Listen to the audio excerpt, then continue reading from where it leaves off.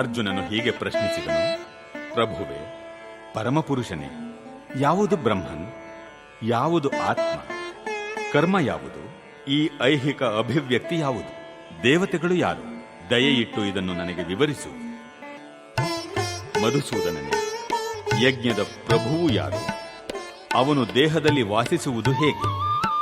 ಭಕ್ತಿ ಸೇವೆಯಲ್ಲಿ ತೊಡಗಿರುವವರು ಮರಣಕಾಲದಲ್ಲಿ ನಿನ್ನನ್ನು ತಿಳಿಯುವುದು ಹೇಗೆ?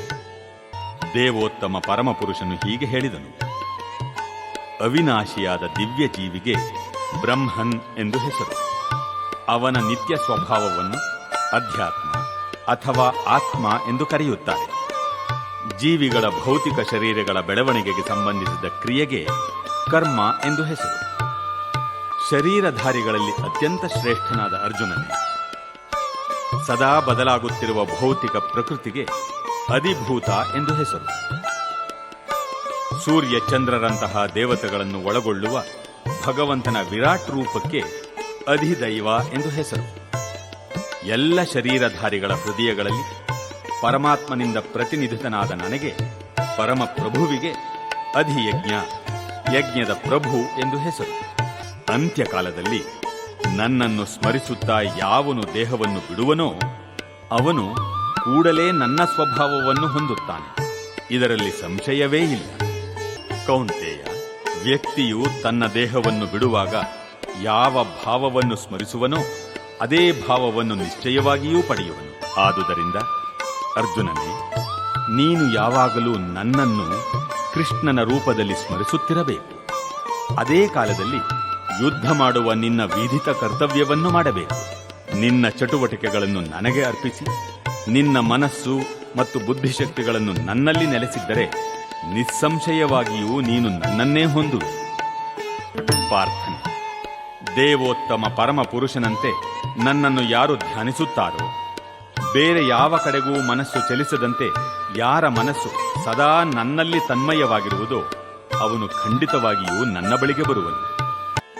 ಪರಮಪುರುಷನು ಎಲ್ಲವನ್ನೂ ಬಲ್ಲವನು, ಅತಿ ಪುರಾತನನು, ನಿಯಂತ್ರಕನು, ಅತ್ಯಂತ ಸಣ್ಣದಕ್ಕಿಂತ ಸಣ್ಣಗಿರುವವನು, ಎಲ್ಲವನ್ನೂ ಪಾಲಿಸುವವನು, ಎಲ್ಲ ಐಹಿಕ ಕಲ್ಪನೆಯನ್ನೂ ಮೀರಿದವನು, ಚಿಂತನೆಯನ್ನು ಮೀರಿದವನು ಮತ್ತು ಸದಾ ಒಬ್ಬ ಪುರುಷನು ಎಂದು ನಾವು ಧ್ಯಾನಿಸಬೇಕು. ಅವನು ಸೂರ್ಯನಂತೆ ಪ್ರಕಾಶಿಸುವವನು ಮತ್ತು ದಿವ್ಯನಾಗಿದ್ದು ಈ ಐಹಿಕ ಪ್ರಕೃತಿಗೆ ಅತೀತನಾಗಿರುವವನು. ಮರಣಕಾಲದಲ್ಲಿ ತನ್ನ ಪ್ರಾಣವಾಯುವನ್ನು ಹುಬ್ಬುಗಳ ನಡುವೆ ನಿಲ್ಲಿಸಿ ಯೋಗಶಕ್ತಿಯಿಂದ, ನಿಶ್ಚಲ ಮನಸ್ಸಿನಿಂದ, ನಿಶ್ಚಲ ಭಕ್ತಿಯಿಂದ ಪರಮಪ್ರಭುವನ್ನು ಸ್ಮರಿಸುವುದರಲ್ಲಿ ತೊಡಗುವವನು ನಿಶ್ಚಯವಾಗಿಯೂ ದೇವೋತ್ತಮ ಪರಮಪುರುಷನನ್ನು ಹೊಂದುವನು. ವೇದಗಳಲ್ಲಿ ಪಾರಂಗತರು, ಓಂಕಾರವನ್ನು ಜಪಿಸುವವರು ಮತ್ತು ಸನ್ಯಾಸದಲ್ಲಿ ಮಹಾಯತಿಗಳಾದವರು ಬ್ರಹ್ಮನ್ನನ್ನು ಸೇರುತ್ತಾರೆ. ಇಂತಹ ಪರಿಪೂರ್ಣತೆಯನ್ನು ಬಯಸಿ ಮನುಷ್ಯನು ಬ್ರಹ್ಮಚರ್ಯವನ್ನು ಆಚರಿಸುತ್ತಾನೆ. ಮೋಕ್ಷವನ್ನು ಪಡೆಯಬಹುದಾದ ಈ ಪ್ರಕ್ರಿಯೆಯನ್ನು ನಾನು ನಿನಗೆ ಈಗ ಸಂಗ್ರಹವಾಗಿ ವಿವರಿಸುವೆ. ಎಲ್ಲ ಇಂದ್ರಿಯಗಳ ಚಟುವಟಿಕೆಗಳ ವಿಷಯದಲ್ಲಿ ನಿರ್ಲಿಪ್ತನಾಗಿರುವುದೇ ಯೋಗ ಸ್ಥಿತಿ. ಎಲ್ಲ ಇಂದ್ರಿಯ ದ್ವಾರಗಳನ್ನು ಮುಚ್ಚಿ ಮನಸ್ಸನ್ನು ಹೃದಯದಲ್ಲಿ ನಿಲ್ಲಿಸಿ ಪ್ರಾಣವಾಯುವನ್ನು ಶಿರಸ್ಸಿನಲ್ಲಿ ನಿಲ್ಲಿಸಿ ಮನುಷ್ಯನು ಯೋಗಧಾರಣೆ ಮಾಡುತ್ತಾನೆ. ಈ ಯೋಗಧಾರಣೆಯ ಸ್ಥಿತಿಯನ್ನು ಸಾಧಿಸಿ ವರ್ಣಗಳ ಪರಮ ಸಂಯೋಜನೆಯಾದ ಓಂ ಎಂಬ ಅಕ್ಷರವನ್ನು ಉಚ್ಚರಿಸುತ್ತಾ ದೇವೋತ್ತಮ ಪರಮಪುರುಷನನ್ನು ಕುರಿತು ಧ್ಯಾನಿಸುತ್ತಾ ದೇಹವನ್ನು ಬಿಟ್ಟವನು ನಿಶ್ಚಯವಾಗಿಯೂ ಆಧ್ಯಾತ್ಮಿಕ ಲೋಕಗಳನ್ನು ಹೊಂದುವನು. ಪಾರ್ಥ, ಅನನ್ಯ ಚಿತ್ತನಾಗಿ ಸದಾ ನನ್ನನ್ನು ಸ್ಮರಿಸುವವನಿಗೆ ನಾನು ಸುಲಭವಾಗಿ ಲಭ್ಯನು. ಭಕ್ತಿ ಸೇವೆಯಲ್ಲಿ ಅವನು ಸದಾ ನಿರತನಾಗಿರುವುದೇ ಇದಕ್ಕೆ ಕಾರಣ. ಭಕ್ತಿಪೂರ್ವಕ ಯೋಗಿಗಳಾದ ಮಹಾತ್ಮರು ನನ್ನನ್ನು ಸೇರಿದ ಮೇಲೆ ದುಃಖಗಳ ತವರಾದ ಈ ಅಶಾಶ್ವತ ಪ್ರಪಂಚಕ್ಕೆ ಹಿಂದಿರುಗುವುದಿಲ್ಲ. ಏಕೆಂದರೆ ಅವರು ಅತ್ಯುನ್ನತ ಪರಿಪೂರ್ಣತೆಯನ್ನು ಸಾಧಿಸಿದ್ದಾರೆ.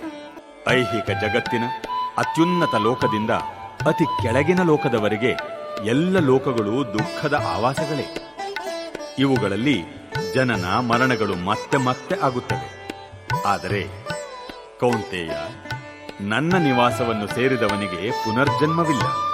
ಮನುಷ್ಯರ ಲೆಕ್ಕದ ಪ್ರಕಾರ 1,000 ಯುಗಗಳು ಸೇರಿ ಬ್ರಹ್ಮನ 1 ದಿನ. ಅವನ ರಾತ್ರಿಗೂ ಇಷ್ಟೇ ಅವಧಿ. ಬ್ರಹ್ಮನ ಹಗಲಿನ ಪ್ರಾರಂಭದಲ್ಲಿ ಎಲ್ಲ ಜೀವಿಗಳು ಅವ್ಯಕ್ತ ಸ್ಥಿತಿಯಿಂದ ಅಭಿವ್ಯಕ್ತಿ ಪಡೆಯುತ್ತಾರೆ. ಅನಂತರ ರಾತ್ರಿಯಾದಾಗ ಅವರು ಮತ್ತೆ ಅವ್ಯಕ್ತದಲ್ಲಿ ಲೀನವಾಗುತ್ತಾರೆ. ಮತ್ತೆ ಮತ್ತೆ ಬ್ರಹ್ಮನಿಗೆ ಹಗಲಾದಾಗ ಈ ಎಲ್ಲ ಜೀವಿಗಳು ಮತ್ತೆ ಹುಟ್ಟುತ್ತವೆ. ಬ್ರಹ್ಮನಿಗೆ ರಾತ್ರಿಯಾದಾಗ ಅವೆಲ್ಲ ನಿಸ್ಸಹಾಯಕವಾಗಿ ನಾಶವಾಗುತ್ತವೆ. ಆದರೆ ಇನ್ನೊಂದು ಅವ್ಯಕ್ತವಾದ ಪ್ರಕೃತಿ ಇದೆ. ಅದು ನಿತ್ಯವಾದದ್ದು ಮತ್ತು ಈ ವ್ಯಕ್ತ ಮತ್ತು ಅವ್ಯಕ್ತ ಜಡವಸ್ತುವನ್ನು ಮೀರಿದ್ದು. ಅದು ಪರಮೋನ್ನತವಾದದ್ದು ಮತ್ತು ಎಂದೂ ನಾಶವಾಗುವುದಿಲ್ಲ. ಈ ಜಗತ್ತಿನಲ್ಲಿರುವ ಎಲ್ಲವೂ ನಾಶವಾದಾಗ ಆ ಭಾಗವು ಇದ್ದಂತೆಯೇ ಇರುತ್ತದೆ.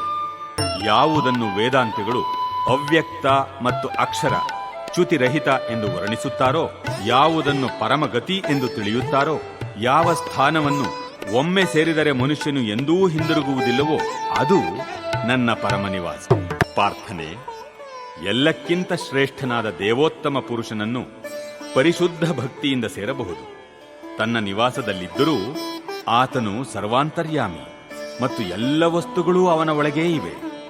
ಭರತ ವಂಶದಲ್ಲಿ ಶ್ರೇಷ್ಠನಾದ ಅರ್ಜುನನೇ, ಯೋಗಿಯು ಈ ಜಗತ್ತನ್ನು ಯಾವ ಸಮಯದಲ್ಲಿ ಬಿಟ್ಟರೆ ಹಿಂದಕ್ಕೆ ಬರುತ್ತಾನೆ ಅಥವಾ ಬರುವುದಿಲ್ಲ ಎನ್ನುವುದನ್ನು ಈಗ ವಿವರಿಸುತ್ತೇನೆ.